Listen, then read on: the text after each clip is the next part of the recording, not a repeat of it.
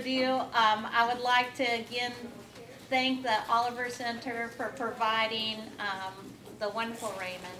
I'm here to videotape this, and this is on the Lunch Bunch website. So I welcome all of you guys here to Lunch Bunch. My name's Sukwan N.Jolley, and I'm a registered dietitian, and I work at the Center for Obesity and Metabolic Surgery.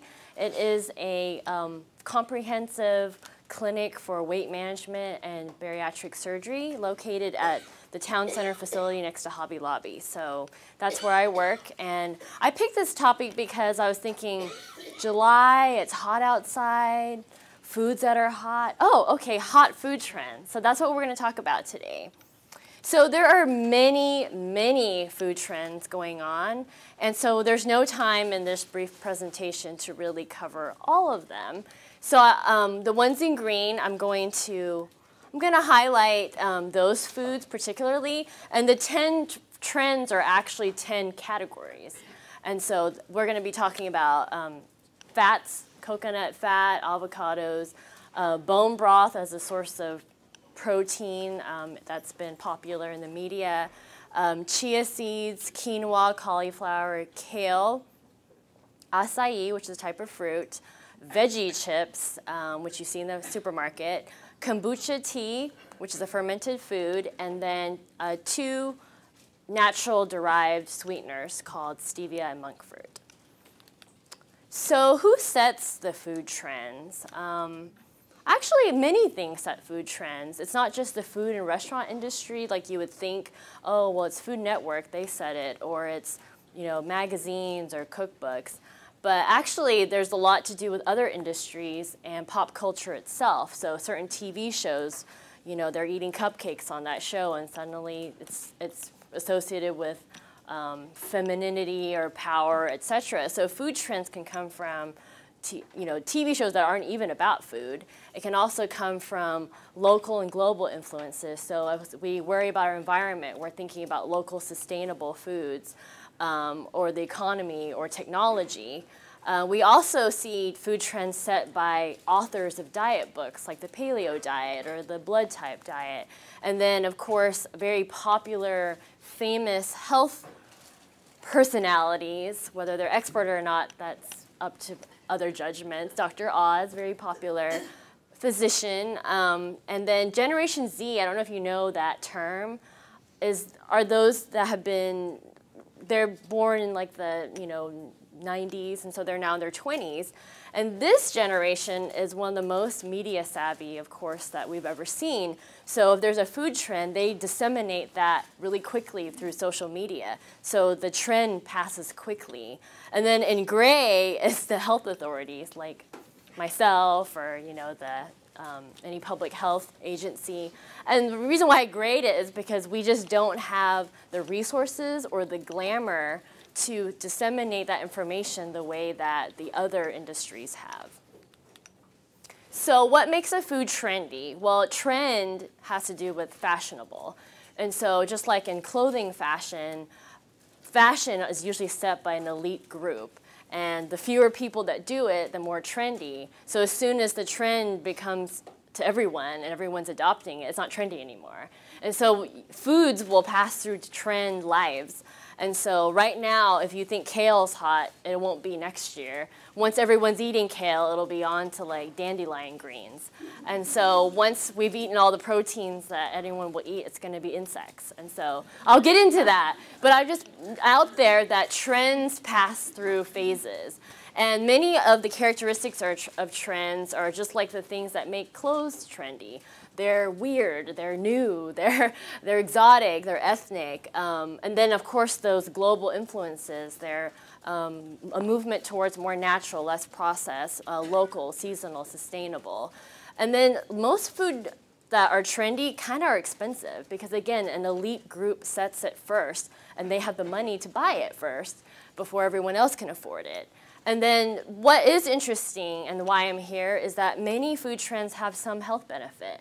And so there are health experts that will endorse foods, but they usually get some financial reward for it. I don't. And so whatever I say is because I really think it's healthy, okay? So, and then there's some research that has been done, but sometimes it's not very reliable. So you have to be really careful. So one of the top trends is on fats. So there's been a big backlash against carbs. We're moving towards fat. It's fat everywhere. But then I have to ask, well, should we bring the butter back? Should we eat more butter, cook everything in butter, eat lots of fat, and just eat no carbs at all? So what I want to discuss first is just basic nutrition science about the family of fats. So there are 3 basic types of fats. We have trans fats, saturated fats, and unsaturated fats. So you may have heard these words before. You may have also heard the terms for different types of cholesterol. When you see your primary care doctor or cardiologist, they may talk about these kinds of fats, and they're related to what you eat somewhat. And so saturated is a term that we use in biochemistry to describe the fatty acid chain. And so it's comprised of carbons. And if they're fully saturated, that means they have bonds to hydrogen all the way. And if they're not fully bonded to hydrogen, then they're kinky and they form double bonds that are unsaturated. So what does that have to do with anything? Well, because the more saturated, the more solid the fat is. So solid fats tend to be from animal sources, such as chicken skin, marbled meats, butter, cheese, cream. And then the liquid fats, which are unsaturated, tend to be those from plant sources. And there are a few exceptions because there's a couple plant sources that are saturated and a couple animal sources that are unsaturated. So the fatty fish like salmon, that's an unsaturated fat, it's omega-3. But then coconut and palm fats are saturated and they're from plants. So we know for sure that trans fats are a no-no. So we can put our hands down, we can put all the money on that and say, that definitely I should not be eating. So it's in red.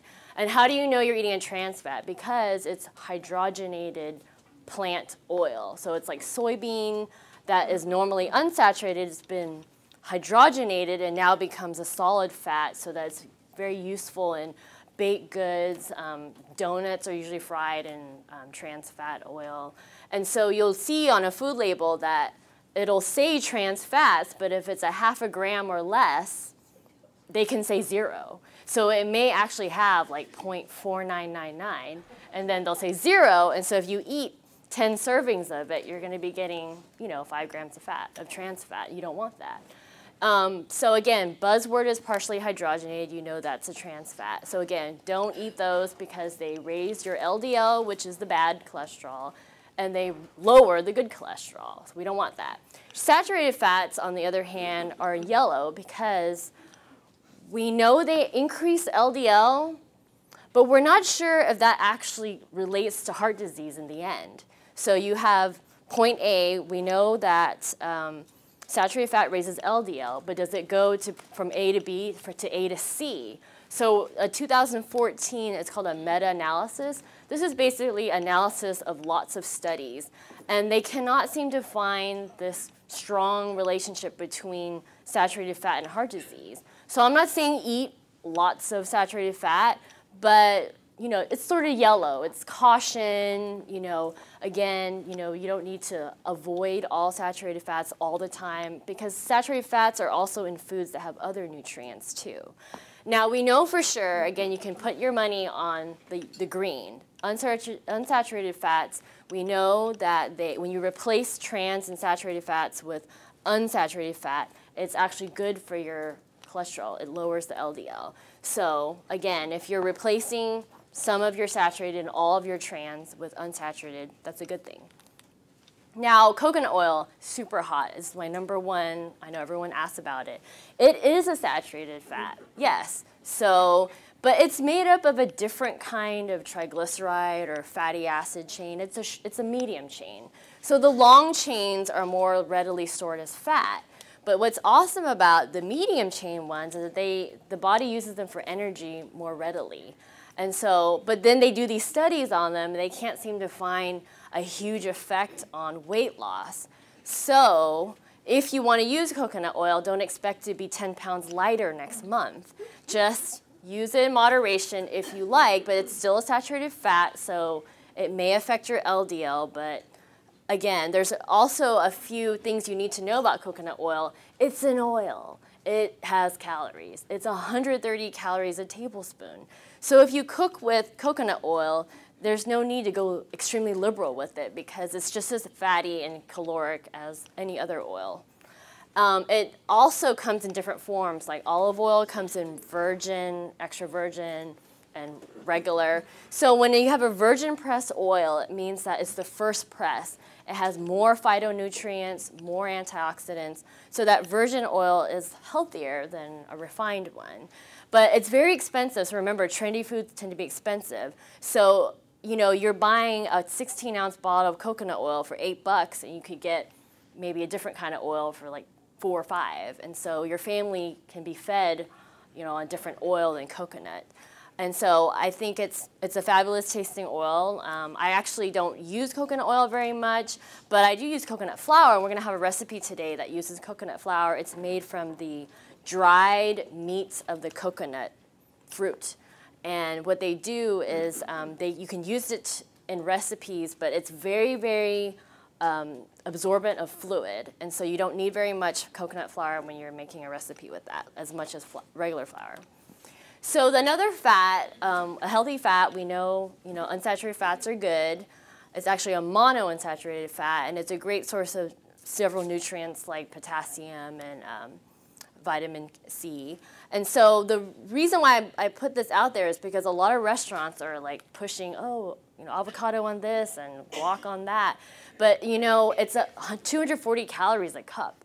And so if you eat a big, large avocado, you may be eating a couple hundred calories worth of avocado fat.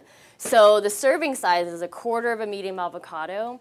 So I say easy on the guacamole. It's good for you, but it's good in moderation. So what I say with avocado is try using it in a way that replaces some other fat. So you have a salad, maybe instead of using dressing, you'll use avocado chunks with lime juice. Or you may substitute the cheese or the mayonnaise on a sandwich with avocado, and then you can throw a couple spoons into a smoothie and make it a little bit more rich. Now, in summary, should we bring the butter back? I say in general, let's focus on quality instead of just avoiding fat. We should eat fat in moderation, but let's focus on those green fats, which are the mono and polyunsaturated fats, generally from plant oil, seeds, nuts, fatty fish. And then saturated fats, eat them in moderation, knowing that they may contribute other nutrients to our body that we do like protein and B12. And fat is delicious, hands down is delicious. It's satisfying and it balances your blood sugar. So if you eat just straight carbohydrate, but you have a little healthy fat with it, that helps your blood sugar from going up too high after the meal. Also, I just wanted to point out this butter coffee phenomenon by Bulletproof Coffee. It's a trendy thing that they're doing where they replace your breakfast with organic coffee made with 2 tablespoons of coconut oil and 2 tablespoons of grass-fed cow butter. And so it's 460 calories for this breakfast of coffee. And that means if you drink this, that means no whole grains, no fruit, no dairy. So I don't think it's a nutritious breakfast, even if there are some reported health benefits from those types of fats. So another trendy food is protein. So this is a picture of bone broth. We're going to get into that a little bit later. So why is protein so trendy? Because again, there's a backlash on carbohydrates. So paleo and low carb diets are like, carbs are out and fat's in and protein's in. And also from the fitness community too. And it is important if you're working out, it's important for everybody because protein is required in numerous metabolic functions. It's important for all of our major organ tissues and everything. And so we also should know that not every person in the population can have lots of protein because you may have dysfunctions of your liver or kidney, and you should not have a high nitrogen load that comes from the breakdown of protein. And then, of course, many of the popular proteins in Texas are those that are high in saturated fat, so your ribs and your brisket. And then even if you want to eat a lot of protein, your gut can't handle the absorption of much more than about 30 grams at a time. So what are trendy proteins? We've got our yogurt, especially the Greek yogurt. It's almost pretty much peaked at trendosity, I guess. You're going to start seeing other yogurts around, like Lebanese yogurt. Maybe you'll see veggie-flavored yogurts like beet and carrot. So that's going to be coming up. There's also game meats. People think, duck, that's really fatty. And it is fatty. Duck is a fatty bird. But actually, if you compare the lean part of duck to other lean meats like chicken and lean beef, like round cuts of beef, ham, it's actually calorie to protein, it's similar, the lean part of duck. So game meats are pretty popular. You'll see like duck tacos or bison burgers. Fromage blanc is a type of, it's like a yogurt, but it's cheese. And so it's less tart than regular Greek yogurt, and people are starting to like something that's not so sour. And then we'll get into bone broth in a little bit. But insects are on the rise as a food source. I know it sounds gross, but it's actually extremely sustainable, and it's extremely high in protein for the calories. So you might start seeing cricket tacos and cricket protein bars. It's called entomophagy. It's the eating of insects. So let's talk about bone broth. What is bone broth? How's it different from regular broth? Well, it's broth. It's stock made from animal bones, any animal such as, beef, pork, chicken, fish. And it's been simmered for a really long time so that the protein breaks down, the collagen breaks down, and the marrow inside the bones just come out into the water. And so it's getting popular because people say it's a cure-all for like skin problems and all your gut ailments, but there's just not enough evidence to prove that yet. But it is filling, tastes good, it's really low in calories because it's mostly water, and it does have some of those proteins and nutrients that come from the bones themselves, although there's a bit of cholesterol and fat from the bone marrow. And so how do you know you're having bone broth? If someone brings you 2 bowls, one's broth and one's bone broth, stick them in the fridge overnight and the bone broth will be a gelatin in the morning. And so because of all that collagen, it's formed a matrix of the fluid. So if you do that and you skim the fat off the top, it's actually a really low-fat drink or soup. So another trend we're going to talk about are nuts and seeds. So chia is a really top hot food. I had to put this in because I work with patients that are, very interested in eating more protein, but they eat nuts, a lot of nuts. They go nuts over nuts. So I have this container, and this is 1 serving of nuts. We can pass this around if you want. It's 23 almonds fits in here. That's 1 ounce, and that's already 160-ish calories and about 6 to 7 grams of protein. So if you compare that to like a 1 ounce piece of chicken, chicken is lean and it's about 7 grams of protein too, but it's only 35 calories. So you're actually spending a lot of your calories from nuts on the fat, which is fine. It's a healthy fat, but don't consider nuts as a super high protein food. And then different nuts vary in protein content. So walnuts, pecans, and macadamias are lower protein content than pistachios, peanuts, almonds, and cashews. And whatever the thing is coated in is going to be extra calories: chocolate, yogurt, candied, glazed. And then if you ever want to cut the salt down, you can get unsalted or just roast it at home and put your own salt. And if you have peanut allergies, you can try a different kind of nut butter, like almond butter or cashew butter. So seeds also have many nutrients that are similar to nuts: fiber, protein, many of the minerals, vitamin E as well, and then the healthy fats. They actually have omega-3s. They have a different kind of omega-3 from salmon, but it's still omega-3 fatty acid. So let's talk about some of the popular seeds. So flax was like the big thing like 5 years ago. Now it's chia, but they're like really similar in nutrients. And then you've got your standard pumpkin sunflower seeds and sesame seeds. And so if anyone is old enough to know what a chia pet is, you'll get my title is chia, right? Because we used to see that on TV. And that is the chia green plant, and this is the seeds that grew that. And so you can actually make some pretty neat things with chia seeds. Actually, I have the chia seeds here, right here. So if you want to pass it around and look at chia seeds the way they are when they're not in a recipe. So you can make this popular thing called chia pudding. Now, chia has a fiber called glucomannan, and it absorbs a ton of water. And so when you put a quarter cup of chia seeds with a cup of water, it makes like a pudding.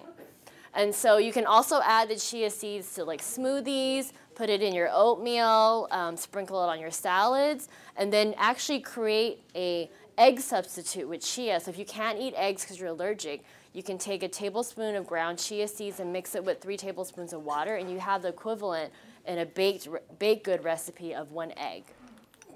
Yeah. So we're going to talk about whole grains. I actually have my interns going to pass around a bag with different kinds of whole grains. Yeah, we can just start here. So what is a whole grain compared to a refined grain? Well, there's 3 different parts to a whole grain. You've got the inside plant embryo called the germ. Then you have the starch endosperm. And then you've got the bran jacket on the outside. So the germ and the bran have more nutrients, and the endosperm's mostly starch. And so when you refine grains, you just kind of eat the endosperm part, the starch, without all the healthy nutrients.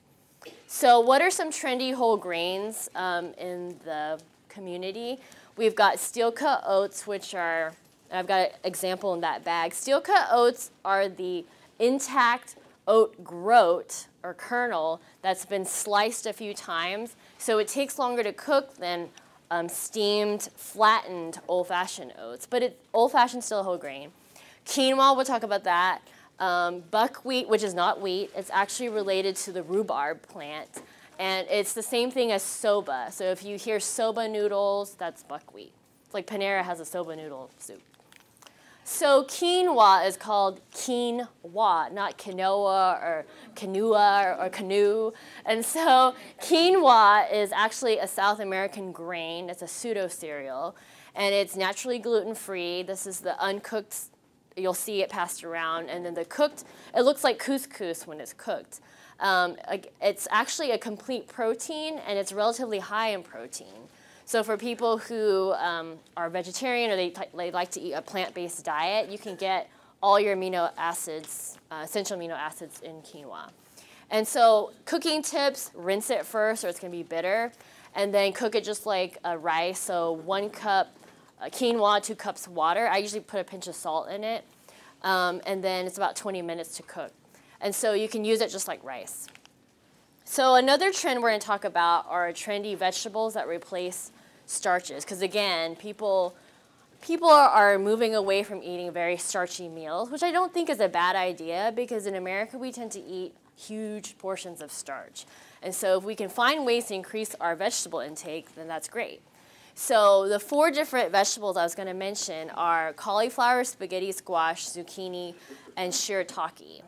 So cauliflower has gotten really popular in culinary circles because you can do lots of cool things with it. We'll talk about in a minute. Spaghetti squash, you basically get the squash, cut it open, take the seeds out, and then microwave it for 20 minutes, and all the strings come out and look like spaghetti.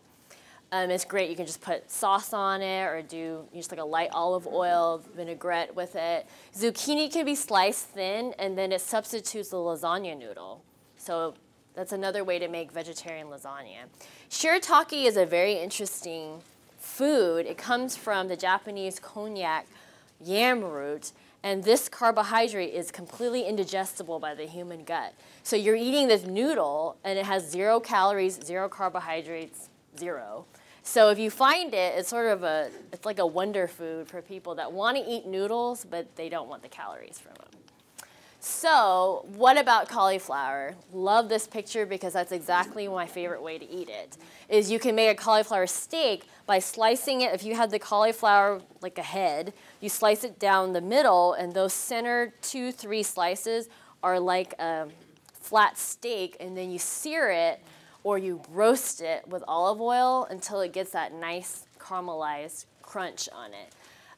There's actually a way to make rice from cauliflower by food processing it until it's kind of crumbly like rice, and then you just warm it up in the pan.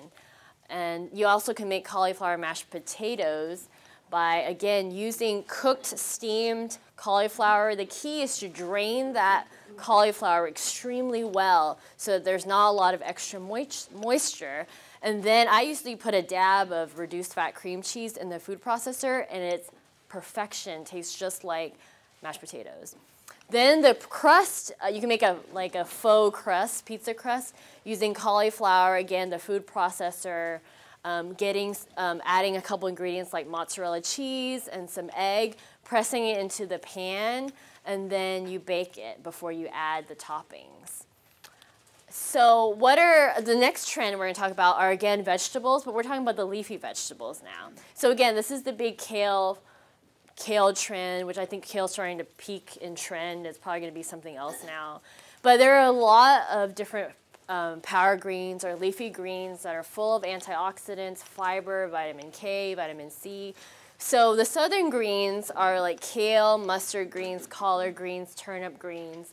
And then you've got thinner, light greens like arugula and baby spinach. Mature spinach is actually a really cheap, affordable way to eat your leafy greens. I like to put spinach in my smoothie versus kale because kale's a little bit bitter for me. And bok choy, I mean, if you go to the Asian market, you'll probably see like 10 kinds of bok choy. And so it's a great food to put as stir fry. You can actually cut it into small pieces and make a salad with it. And then what's kind of new on the horizon is to use weeds, to actually eat the greens of weeds. And so you may see that in more upscale restaurants, dandelion greens. Yeah. So how do we eat our greens? Well, we're going to actually demonstrate just a simple saute of greens with garlic and olive oil. You can also roast it. So I tell my patients that are of inclination to eat soul food, I say, well, we don't need to cook it with the ham hock and, you know, the bacon fat back. Let's try just dumping it on a big roasting pan and baking it at 400 degrees for like 20 minutes with some oil on it. And it actually wilts that thing down, and the patients are so excited because now they don't have to mess with the pot of greens for 20 minutes. They can just put it in the oven and forget about it for 20 minutes. And then, again, greens can be put into smoothies. Green drinks are pretty much everywhere now. And then, of course, the tender greens are great in salads. And then if you blanch mature spinach really fast and then put a concoction of soy sauce, sesame oil, a little bit of toasted sesame seeds, that's a Korean spinach salad. Very easy, very affordable to make. So what are some superfruits? Acai is probably the top one that people are wondering about, but there are many other fruits that are up and coming, interesting in the culinary world. So acai is what we'll talk about in a little bit. Pomegranate kind of was big maybe like 5 years ago, but still around, more in pomegranate infused like aloe vera tea or something. So you'll see pomegranate combining with other super fruits or super vegetables. And then berries are always really high antioxidants, including the goji berry, which is native to China. And I grew up eating them, and I'm like, why are people so interested in this? It's just goji berries, you know? But we usually will take the dehydrated goji berry and rehydrate it and then eat it in like an almond pudding or in a soup. So mangoes, if you didn't know, mangoes have a natural chemical called papain in it, and that helps, it's a digestive aid. Also helps with constipation, so. And then there are lots of varieties of apples, but if you go to the market now, everyone's just, you know, they love apples, but they want new kinds of apples. And so you may see things like Honeycrisp and Smitten apples and Envy apples. And so, you know, explore these new apples and you may find, you know, your favorite. And then again, citrus fruits, I really love Cara oranges are my favorite. Navel orange, it's got a beautiful pink inside. Dragon fruit is this one here. It's very popular in Asia. You take off the pink parts and the inside is this white, delicate meat with crunchy little seeds like a kiwi. Acai is really popular. It comes from the South American acai palm tree, and it was got really popular because Oprah highlighted it. It's like age-defying fruit. Probably not. But it's not good. It's good for you still. And so there's not enough evidence to support all the claims that it makes, but it's still a great source of antioxidants, just like any berry. Fiber, healthy. It actually has a little bit of healthy fats in it too. So you blend it into smoothies, or what's popular now are acai bowls. So it's basically a blend of acai with something like yogurt or other fruit, and then it's topped with more fruit and nuts, coconut, whatever. So it looks like that pretty picture up there. And so the 8th trend are snack foods. So sometimes we see, ooh, veggie chips. These are like vegetables. I'm eating vegetables, right? Now, Americans love to snack. Compared to 30 years ago, snacking's increased. It used to be 59% of the population had snacks. Now, like everybody does. Snacks provide about 1/4 of your total daily calories nowadays, and 2/3 of adults are snacking 2 to 3 times a day, and it used to be only 0 or 1 time a day. And then women snack more often than men. Surprise, surprise. And so the top snacks in America are beverages, like sodas, and the next one are salty snacks. So that's what I'm going to focus on. So these trendy salty snacks may include varieties of veggie chips, not just veggie chips, but alternative chips like taro chips or kale chips or bean chips, quinoa chips, and then gourmet popcorn, and also seaweed, which I grew up eating this one. It's called nori, and it's basically what surrounds your sushi, you know, when you get a sushi roll. And so it's a really great source of antioxidants, a natural source of iodine if you don't eat iodized salt. And so you'll be seeing those more in recipes and in the snack aisle. So are veggie chips healthy? Well, there's 3 different groups of veggie chips. You've got your actual vegetables that are sliced, but then they're fried. And so those are like that top picture there. Then you have actual vegetables that are roasted in oil, like kale, until it gets crispy. Then you've got the 3rd most common one, which is potato mixed with extracts of vegetables. And so there's really no vegetable in it at all. But it's puffed and it's baked, and they say, oh, it's veggie chips, and you can eat 28 veggie straws for the same amount of portion as potato chips, but it's not much reduction in calories. It's a bigger number of chips, but that's because each puff is so light.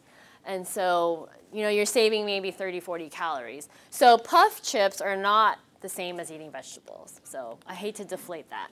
And so the 9th trend we're talking about are fermented foods. Super popular. It's the beginning of its food trend, so we're going to see this for a while. So fermented foods have been around forever, though. It's funny because it's trendy, but it's old. And so fermented foods, it was invented, you know, eons ago as a way to preserve vegetables so that we can eat them when we don't have refrigeration. And so in a salty solution, bacteria will convert sugar into weak acids like lactic acid. And that ferments and protects the food from spoiling. So common fermented foods are sauerkraut and kimchi. You've got your pickled vegetables like cucumbers and radishes. Fermented soy is called tempeh or miso. Fermented milk comes in forms called yogurt, cottage cheese, kefir, and then fermented tea is kombucha. So all these fermented foods are actually sources of healthy gut bacteria called probiotics. So let's talk about kombucha. Kombucha is a SCOBY drink. So what is SCOBY? It stands for Symbiotic Colony of Bacteria and Yeast, SCOBY. So this is the SCOBY. It's this congealed mat that's formed from Saccharomyces yeast and bacteria feeding on the sugar in the tea and then making weak acids, alcohol, and gas, like carbonation. So it is a source of probiotics, and that's kind of why it's popular.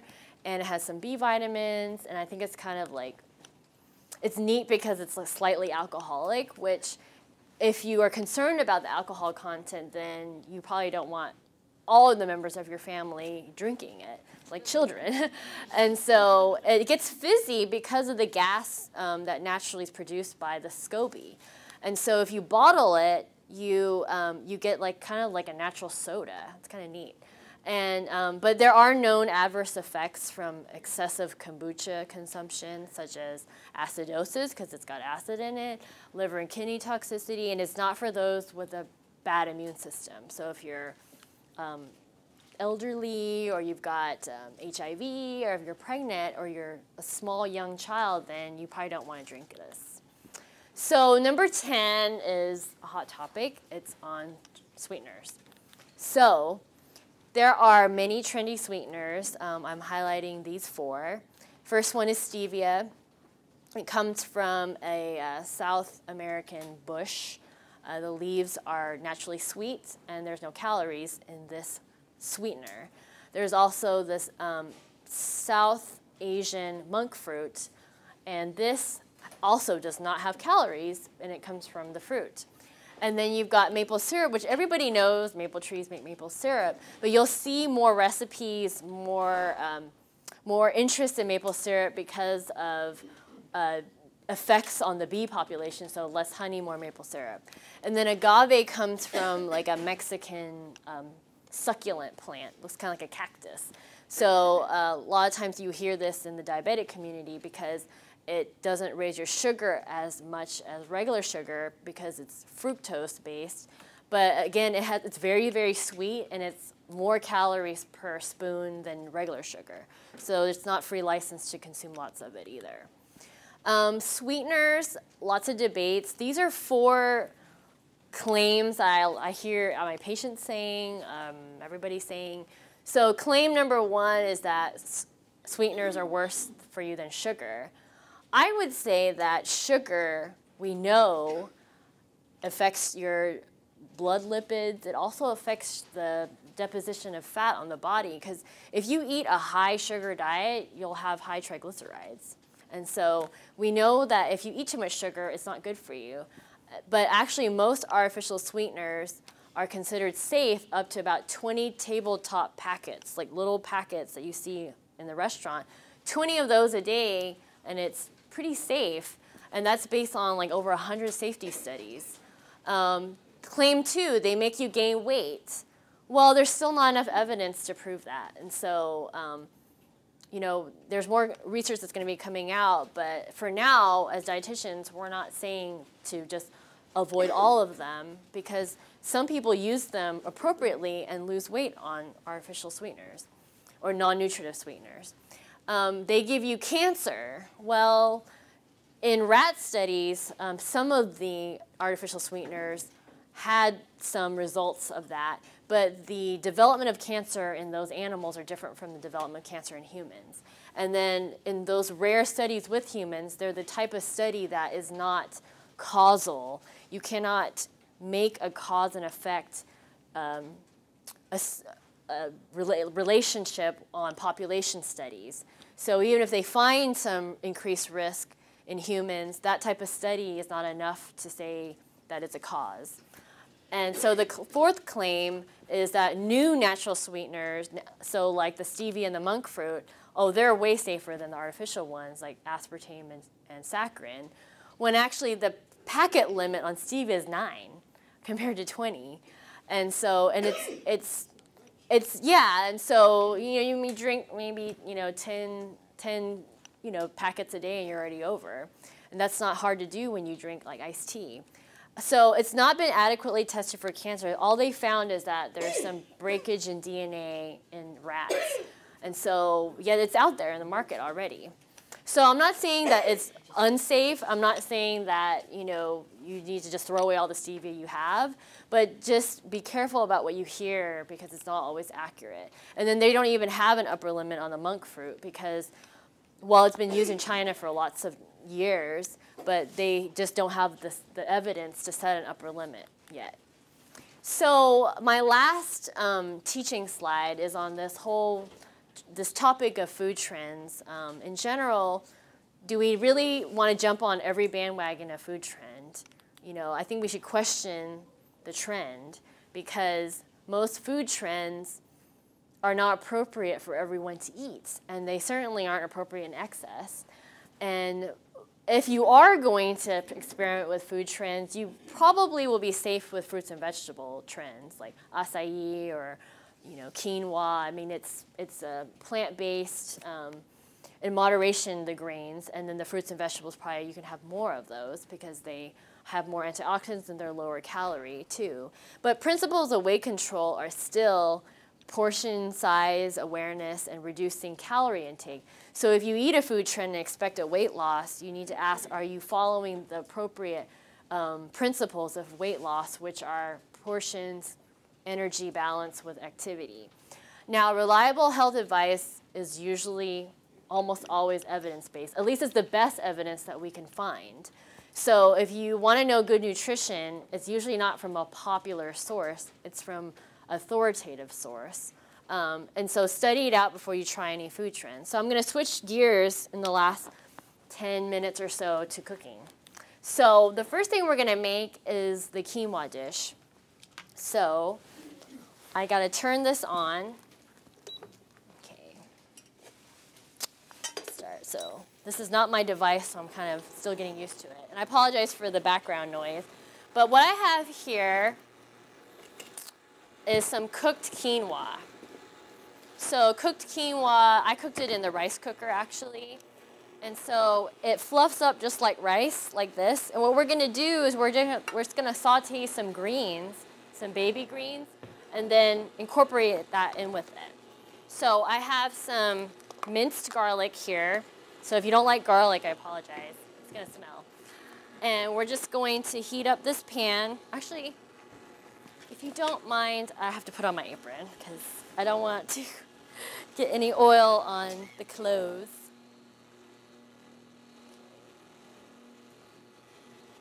Does anyone have any questions so far? Well, I mean, I can kind of field questions while I'm doing this. Yes, ma'am. Two real quick. Do you recon the chia seeds? Do you soak them before you use them? What's that? Do you soak the chia seeds? Oh, you know what? You don't have to. You don't have to. They're going to soak up a lot of water. You don't have to, yeah, it'll start soaking. Could you address protein powders? Is there, that HEB has the egg white and the whey and 7 other different kinds. Do you think there's a more beneficial protein? That's a good question. So if the protein powder is made from a complete protein source, it has a high digestibility factor. It's very absorbable, like whey. It comes from milk. And egg white is very, very digestible, and soy. But if you have allergies or intolerances, then you just use some alternate one. So whey, soy, and egg white are all complete proteins. White, I mean, egg white is more expensive. It's expensive. Are there benefits to that? No, I think people choose it because they don't like the taste of soy and they're allergic to anything from a cow. So they can't have milk. So they go to egg white. But it's expensive. It is very expensive. So the oil's heating up, you can tell, because it's moving on the pan a lot easier. Yes, ma'am. About this quinoa. Yes. You said it's a complete protein, but it is classified as a protein and not as a starch? It's a starch, but it has protein in it. So the type of proteins it has all the essential amino acids, so you don't have to pair it. Whereas rice has to go with corn, or rice has to go with beans, because they're incomplete by themselves. That's a good question. Any other question? Okay, I'm going to put the garlic in. So when you cook garlic in olive oil, it tends to cook really fast. So the point of putting the garlic in first is because when you flavor the oil, it gets into everything that the food is cooked, that you're cooking. So what I'm going to do is just put in a bunch of these greens. Okay. So I'm using baby greens because we don't have time to cook for 20 minutes in here. So this will cook faster. But you see how it wilts really quick. So I can probably put the whole thing in here. And then what you'll notice that is if you put a pinch of salt on it, it's going to cook even faster. Because the salt draws the water out of the vegetable. Any other questions so far? So what oil did you start with? I just use olive oil.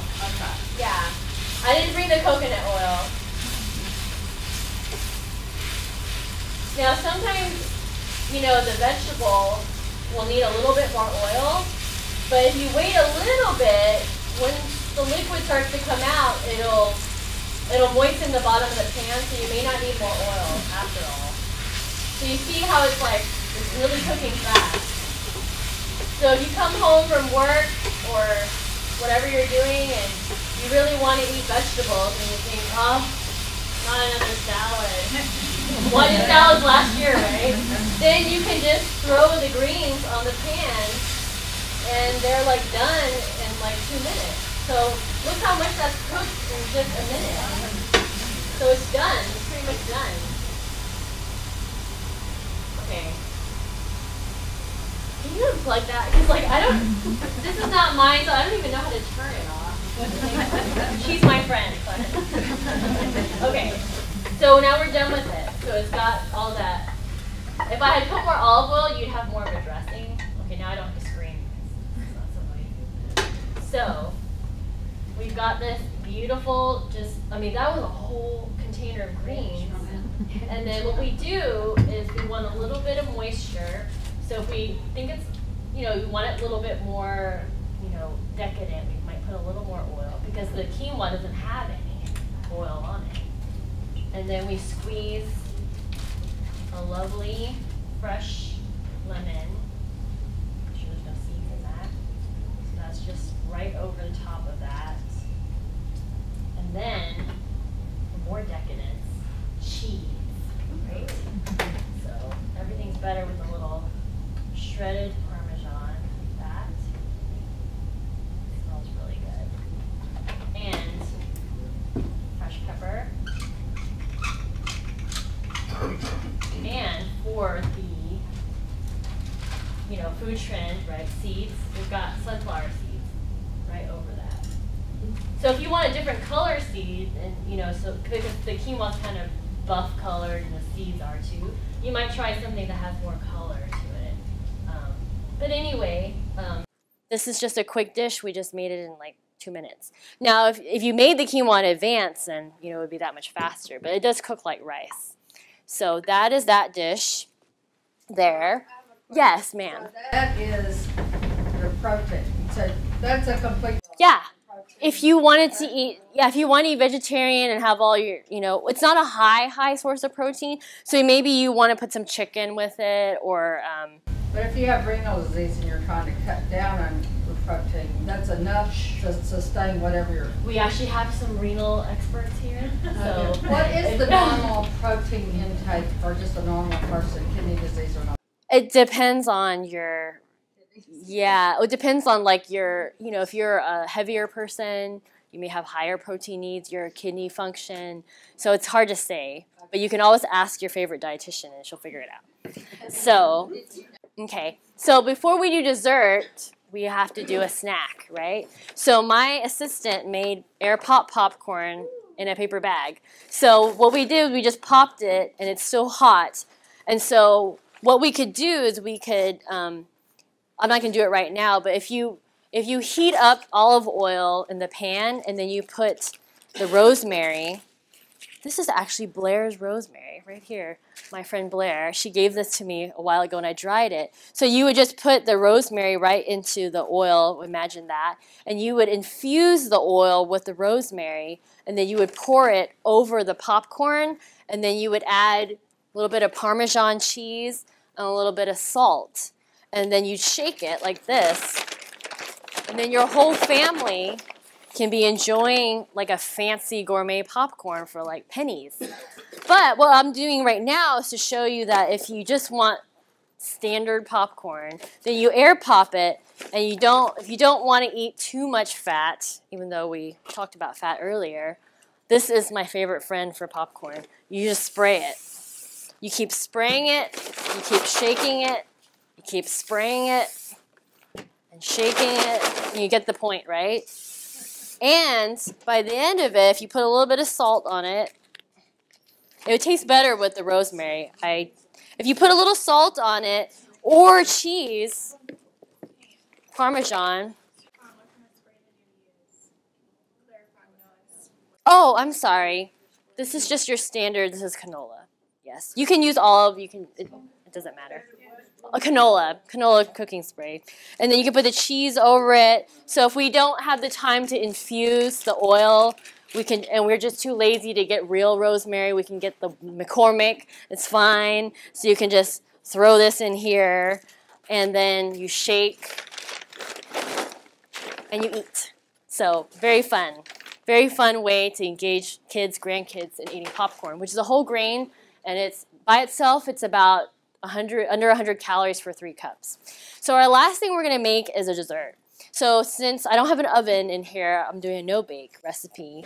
And I wanted to highlight the ingredients of almond meal and coconut flour. So remember, coconut flour absorbs a lot of moisture. So I've combined 1 cup. I'm sorry, I didn't advance. So we just did this one, and we just did this one with the rosemary and the popcorn, and now we're doing this one. It's a no-bake almond cookie dessert. So this is the almond flour and the coconut flour, which I bought coconut flour from Amazon, but you can just buy it in the bulk bins now because it's getting popular. Yes, ma'am. Okay, since it absorbs a lot of moisture, are you saying if you have a recipe, you have to up your fluid? Yes, in fact, I don't even trust myself to just substitute coconut flour and try to tweak the ingredients. I find a recipe that already is made with coconut flour because then you need to have the right ratio of fluid and coconut flour. So it doesn't look like very much, but when we add the milk and the other fluids, it's going to look like a lot of batter. And so we're going to add, so this is a mixture of almond flour and almond meal, almond flour, and then we're also going to put in milk. So this milk is already sweetened. You can sweeten it with the dates, which the recipe says, or actually when I was lazy on the weekend, I just used Mootopia chocolate milk, so it tasted really good.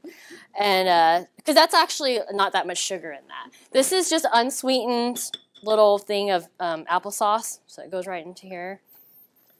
And then we've got 4 tablespoons of almond butter. And what I like about some of the grocery stores is that you can buy almond butter as little as you want because it grinds straight out of the thing, and so you don't have to buy much because it's kind of expensive. So this is our fat for the cookie because cookies without fat are not very good. So this is 4 tablespoons. I think that was 5 tablespoons of the applesauce. And so what you want to do is get all this moisture stuff blended up. So you don't even need to use a KitchenAid. You just use, the old elbow grease here. So look how much moisture I put into this thing, and it's sucking up every bit of it. That coconut flour is very, very absorbent of liquid. So a lot of coconut flour recipes use a lot of eggs in them if they're the kind that are the baked kind. This is a no-bake. So what you'll notice is that coconut flour recipes have a lot of fiber. They have a lot of protein. And then when you add more eggs, it's a very high protein dessert, actually. So the last thing is to give it some oomph. So I made the bad mistake of melting chocolate in my trunk of my car. So if you do it at home, you won't make that mistake. This is just shredded, unsweetened coconut. It's not that flake stuff that is really high in sugar. It's just natural shredded coconut and dark chocolate chips that are already, they taste really good and they're not very high in sugar. So your home recipe will not look quite so messy like this. But once you get everything mixed together, it's going to make a moist batter. And what you'll do is you'll make balled scoops with it, and then you freeze it. But if your kids can't wait or you can't wait, then you can just eat it like this. Yeah, because it sets better when it's cold. So anyway, I apologize that the chocolate chips are so disturbing in here. And so you just use a cookie scoop, put it down on here, and then if you have a fork, you know, you just mash it down. Oh, great. So my sister, yeah. Yeah, so again, when it's cold, it's going to set together better. Okay. So just like that. And it tastes really good. And I apologize that in this demonstration, I can't offer samples because I can't ensure the safety of the food in this environment without a sink nearby and everything. This is just a demo and show you how to incorporate all these ingredients that we've talked about in this presentation so that you can get the benefits of foods that are trendy, but foods that have health benefits. And then just to know that, you know, you can't believe everything you hear. Talk to a registered dietitian if you have questions. So that is all I have. It's 1 o'clock. So. UTMB Health, working together to work wonders.